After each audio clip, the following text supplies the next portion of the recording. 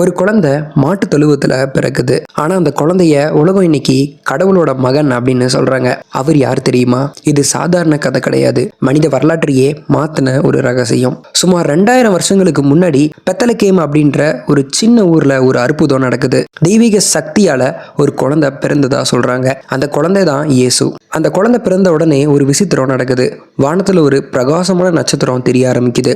அதை பார்த்து ரொம்ப தூரத்துல இருந்து 3 ஞானிகள் வந்து அந்த குழந்தைய வணங்குறாங்க. இது ஒரு சாதாரண பிறப்பு கிடையாது. இது ஒரு பெரும் மாற்றத்துக்கான அறிகுறி அப்படின்னு சொல்றாங்க. நாசரேத் அப்படின்ற ஊர்ல வளர்ந்த இயேசு சின்ன வயசுலயே அறிவாளியா இருந்திருக்காரு. 30 வயசுலயே அவரு உலகத்துக்கு ஒரு புதிய செய்திய சொல்றாரு. அன்பு செய், மன்னி, வெறுக்காதே. அவர் இதை சொன்னது மட்டும் இல்லாம அதை நிரூபிச்சும் காட்டினாரு. குருடர்களுக்கு பார்வையை கொடுத்தாரு. நோயாளிகளை குணப்படுத்தினாரு. இறந்து போனவங்களை திரும்ப உயிரோட வர வச்சாரு. ஆனா இங்கதான் பெரிய திருப்பம் ஆரம்பிக்குது. அவரோட சக்தி அதுக்கப்புறம் உண்மை சிலருக்கு பயமா இருந்திருக்கு. அவரை பிடிச்சு தண்டனை கொடுத்து சிலுவையில அடைச்சிருக்காங்க.